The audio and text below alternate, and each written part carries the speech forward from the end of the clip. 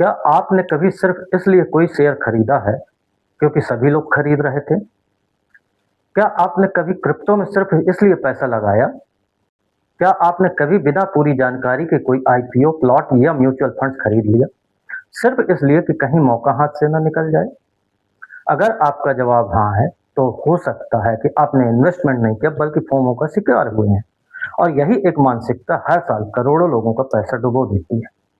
लेकिन आश्चर्य की बात यह है कि हजारों वर्ष पहले रामायण ने इस मानसिक जाल को पहचान लिया था। आज समझेंगे फोमो क्या है, यह हमारे निर्णयों पर कैसे कब्जा कर लेता है। नमस्कार दोस्तों, आप देख रहे हैं हमारी विशेष श्रृंखला रामायण और पर्सनल फाइनेंस, जहां हम आधुनिक वित्तीय समस्याओं का समाधान भारतीय तथ्यों की दृष्टि से समझते हैं। पिछले वीडियो में हमने समझा था और देखा था कि जल्दी अमीर बनने की चाहत में आप कैसे गरीब बन जाते हैं। और यदि आपने यह वीडियो नहीं देखा है तो उसका लिंक डिस्क्रिप्शन में मिल जाएगा, आप देख सकते हैं।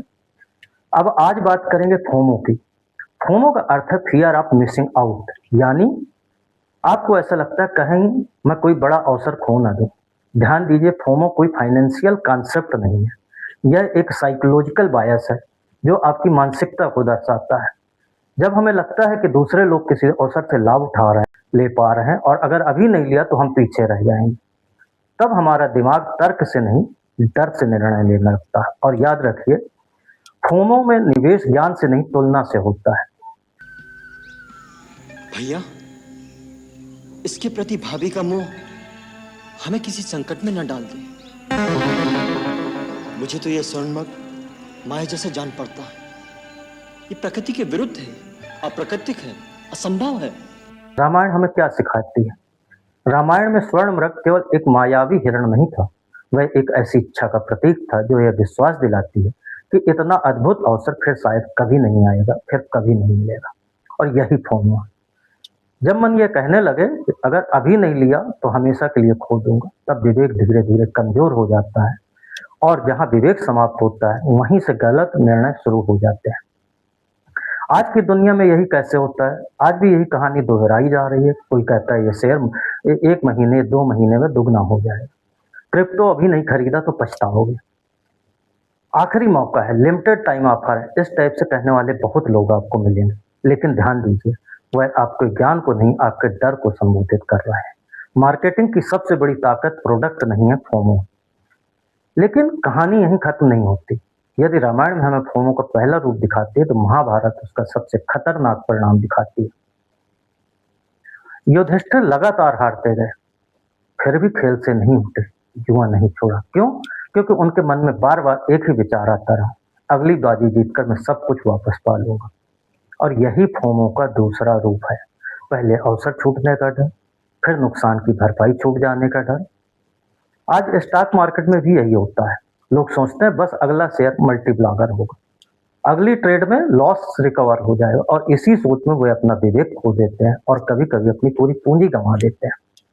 तो ऐसे में हमें क्या करना चाहिए, फोमो से कैसे बचना चाहिए? तो बता दूं, हर निवेश से पहले स्वयं से 5 प्रश्न पूछिए। कौन से 5 प्रश्न? क्या मैं इस निवेश को वास्तव में समझता हूँ? क्या मेरा निर्णय रिसर्च पर आधारित है या दूसरों की बातों पर? क्या मैं केवल इसलिए निवेश कर रहा हूं क्योंकि बाकी लोग निवेश कर रहे हैं? अगर यह अवसर निकल गया तो क्या सच में मेरी जिंदगी बदल जाएगी? और अंतिम और 5वां प्रश्न जो बड़ा जरूरी है, यदि यह निवेश कल 50% गिर जाए तो क्या मैं मानसिक रूप से शांत रहूंगा? यदि इन 5 प्रश्नों में भी आप स्पष्ट नहीं हैं तो समझ लीजिए यह निर्णय कुछ समय के लिए रोक देना ही समझदारी है। क्योंकि जीवन में हर अवसर आपका नहीं होता, हर चमकती हुई वस्तु सोना नहीं होती, और हर तेजी से भागती हुई कीमत आपके पीछे भागने योग्य नहीं होती। याद रखिए, अवसर खोने से अधिक जरूरी है विवेक का न खो देना। फोमो आपको विश्वास दिलाता है कि अगर आज नहीं किया तो कभी नहीं कर पाऊंगा।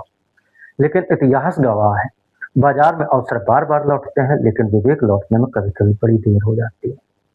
और एक बात अंत में, इस पूरी श्रृंखला में, पूरी सीरीज में मेरा उद्देश्य आपको कोई शेयर, कोई आईपीओ या क्रिप्टो खरीदने की सलाह देना नहीं है, ना ही कोई इन्वेस्टमेंट टिप्स, बल्कि मैं केवल उस मानसिकता की बात करूंगा या कर रहा हूं जो आपको सही निर्णय लेने की क्षमता देती है या देगी।